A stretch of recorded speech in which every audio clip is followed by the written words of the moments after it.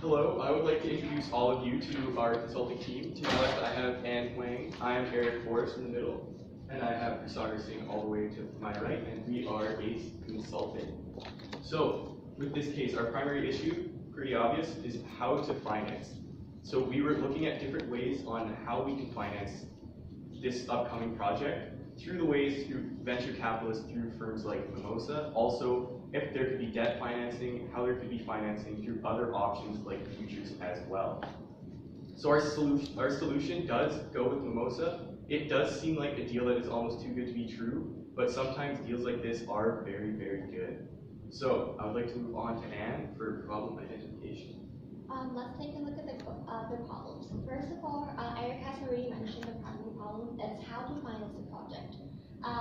The secondary problem is we account for, because you mentioned that there's a 10% to 15% risk of flooding. So we figured out that it's really important to account for that risk because that's going to impact your financial well-being and the project progress.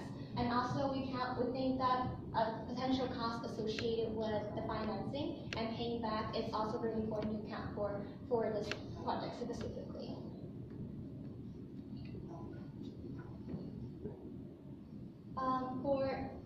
Let's take a look at the companies and the industry landscape. We figured that your company is a really low cost, implement a really low cost strategy because the only cost that you have is are the marketing costs and also the head office costs. So you're not doing the mining yourself. That's a really low cost that essentially reduce your inventory and your inventory cost.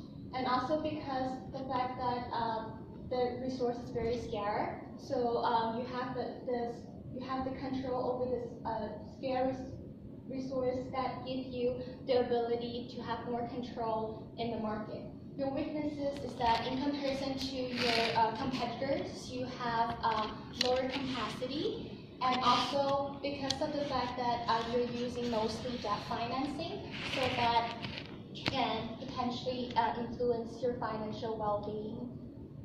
Moving on to opportunities, we see that in the market there is a growing demand that we think is a very positive sign to the company because that means there will be essentially more positive and more revenues coming to your company, and also because of the raising price that could potentially increase your revenue and also the profitability as well. Accounting for spreads, we figured out there's a 56% chance of flood risk in the first 5 years, and that costs around $100 million to fix it. So that's very important to account for as a threat. And lastly, is competition. So we see that a lot more competitors in the industry, and they have the competitive advantage that they have is they have more and larger capacity than you do. So we figure that that's a really they have more competitiveness above you. So the alternatives that we came up with was the first option is just purely through debt financing, and the second one would be to actually accept the offer from Mimosa, the venture, and then also have part of the funding from the bank as like the backbone. And then the third alternative would be the joint business venture with another medium-sized mining company as well, in order to share the resources and get guidance as well. So when evaluating each alternative, the first one, when it comes to pure debt financing, you don't need to pay a large royalty, which is compounded over the years. So 100 million you might be getting upfront, yes, by accepting the venture capitalist firm, but that 2% of your income that you're giving as a royalty over time might be more than 100 million and more than the 7% and in the interest rates from the bank's loan that you're getting through debt financing. And so there's also less stakeholders involved when you're not getting the offer from Mimosa, and there's also the security of the loan. There's less risk in terms of worrying about the appreciation of one's currency over the other. There's also less funding, so you have less investors in the first alternative. It's only your bank, and so in the long run, that's not very good for the financial well-being in terms of having diversity in your investors. And it's also a high initial startup cost for the company itself, other than paying the 2% at the end of each year for 25 years. So the first alternative is very costly in like the short run. So going on to our second alternative, one of the pros is that there's more funding with the venture capitalist firm, which helps you do the project for the Albany Bay, and that also leads you to have more diversity in terms of investments and not just have to rely off of your bank. And it's also a smaller initial cost, so it's not heavily felt towards the firm right away. And also, there are going to be more costs and liabilities once you have to pay back towards a venture capitalist firm and also your bank. And there's also more stakeholders involved in terms of managing and discussing. So, and our third alternative was having the joint venture. So there are less costs from investors, so you don't have to worry much about the investors. However, the other firm might ask for royalties or also a percentage of income. It's not sure what the other joint venture project partnership firm might ask for. But there is more guidance. So these medium-sized mining corporations, they already have a large MTP. They already have a large MTP, and you're still looking towards attaining 17. So they can help you get towards 50 and 100, which they already have attained. And there's also the sharing of customer base, which they have. And the one issue with joining with them for a project is that your capacity might not be able to be compatible with theirs in terms of shifting people in towards branches or adding more resources towards your branches, and also the cultural conflict that might arise between both of your firms in terms of like management styles. And also, again, there's a large risk of not knowing what the other firm might ask for. So considering all of this, our evaluation criteria was through cost, risk, and the amount of funding, and that's why after considering the cost and the risk and the amount of funding, we thought the second alternative would be our recommendation, mainly because you get the most funding and you're able to push through a project that will help you be able to pay back your loans as well. So it is the most feasible in terms of also risk analysis as well, because there's a lot of unknowns in the other alternatives. So going on for implementation of this strategy, so at the beginning of 2017, that $250 million payment will be split up into two different payments. So the first $100 million payment would be directly from Mimosa's investment, just because this gives us a lot more time to work off that 7% when you're getting a loan from the bank. And if compounded, it won't compound nearly as much, especially if we target it right at the beginning of the project. And that's why that $100 million from Mimosa would be integrated at the very beginning of 2017. Then the other $150 million that is needed would be through debt financing, and that would be through a loan from the bank. On the second phase of our implementation, it would be the exact same thing. It would be $150 million needed for a 2019 project, and that would be also through debt financing, 7% from a banking institution. And then also secondly, is we would need to account for that flooding. As said earlier by my partner Anne, there's a 56% chance over time that this will happen. So the 10 to 15% chance of the flooding, that happens every single year. So if 1 year it doesn't flood, the next year it might flood again, so there's that 10 to 15% chance. So multiplied over 5 years, it's over 50% chance that it will flood. So this isn't a cost that we can just ignore. And also, the time frame, we can't just ignore the time frame.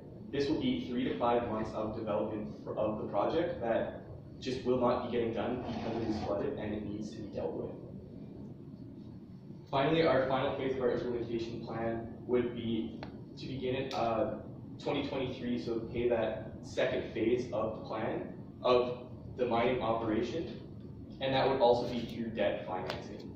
Part of the reason as well we did not use forwards or another way to attempt to finance the project was the exchange rate is very volatile, and it looks like predictions aren't necessarily very accurate to previous predictions, and with the currency exchange rate with the US, it may cause an issue and it may cause unnecessary risk that we do not want to hold. And with the bank with the 7% loan, we know that we will be getting the finance and the money that we need to further with this operation with very, very low risk. It just means that we will have to start paying off the loan quickly, and we'll have to do it efficiently if we wish to pay it off.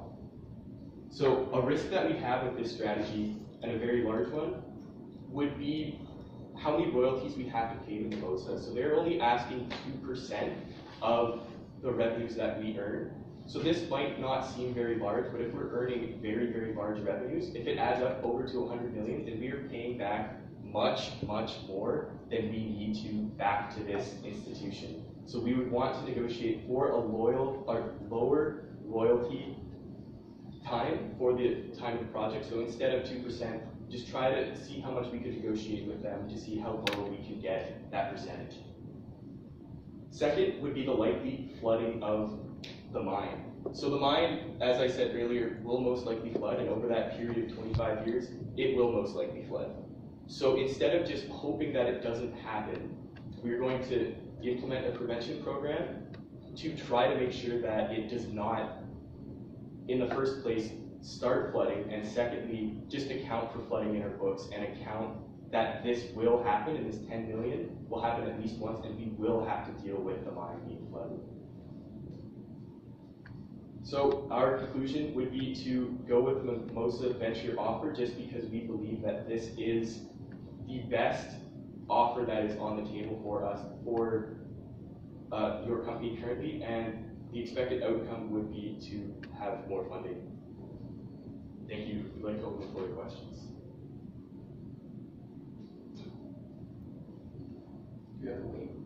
That is 12 minutes and 30 seconds.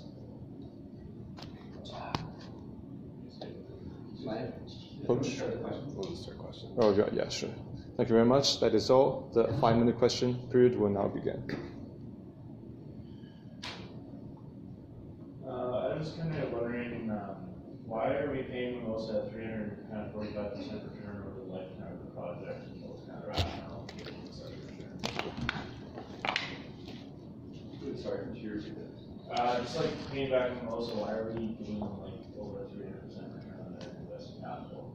And I'm kind of wondering why you identified that there's the risk of paying too much royalties. Why is that not built in that kind of into the main recommendation?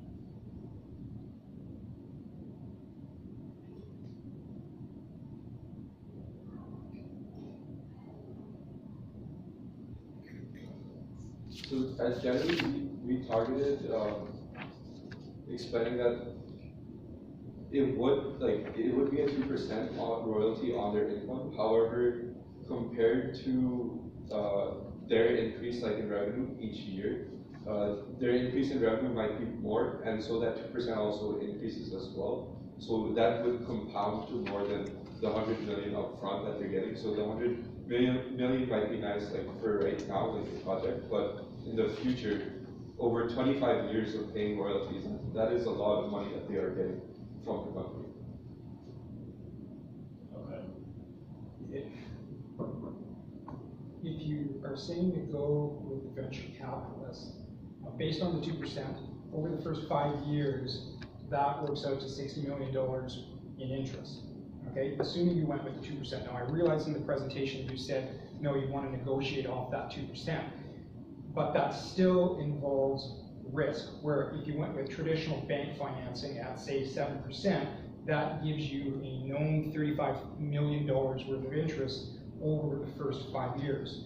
So I'm curious, why would you recommend taking on that risk? Even if you negotiate it down to 1%, there's still risk. Yeah. As opposed to a known financing costs through traditional bank financing. Why are you suggesting we take that risk as opposed to traditional bank financing?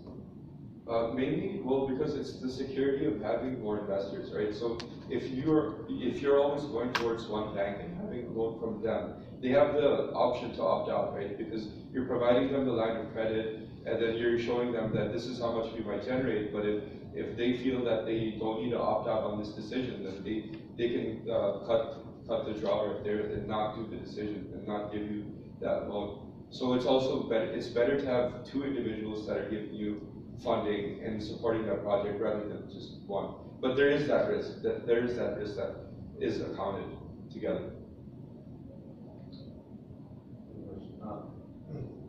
So you're telling us to go into bauxite production with loans, so that's great. Now, entering this market is a commodities market, and you're dependent on the price, and this is a big long-term venture. I was curious, do you have any cost reduction strategies for me to pursue so that I can ensure that even if the market swings a lot, after paying the 2% royalty, I can still survive? Can you repeat your question? So the cost? Do you have any cost reduction strategies going forward when I'm trying to do such a big project? So cost reductions internally inside the operations end? Yeah, or like within our process. Okay, so further moving on, we are a very new company, so since 2008, we've only begun operations. So, and I'm assuming this is one of the largest operations that is undergoing, so we're going to assume with the learning curve, we're going to be able to learn off of our competitors and also learn off of potential people that we are working with internally to see how we can reduce our costs just by the learning curve, just because we are so new in this industry. So we asked about the first 5 years payments to be guaranteed, and like in the actual contract itself, and also looking forward, like how we're going to base this 2% off of revenue, whether we know which price to use.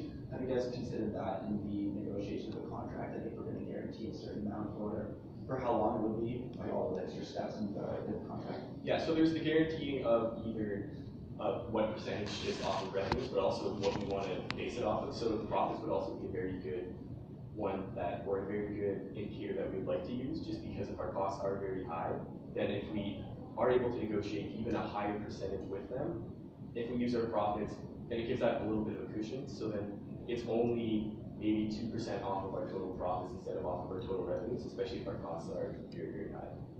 So profit could be like a lot lower. Do you think then when most of the still accept that offer? The profits could be like 90% lower. So if we use profit as an indicator, then we would want to increase the percentage. It obviously wouldn't be as low as 2%, but we would try to negotiate to see how low we can get it, just so we can make the best operating profit. But also, if the deal is not good enough, then we wouldn't take the deal if it's too low margins for us. Unfortunately, that is all the time we have for questions today. The 10 to 15-minute feedback session will now begin.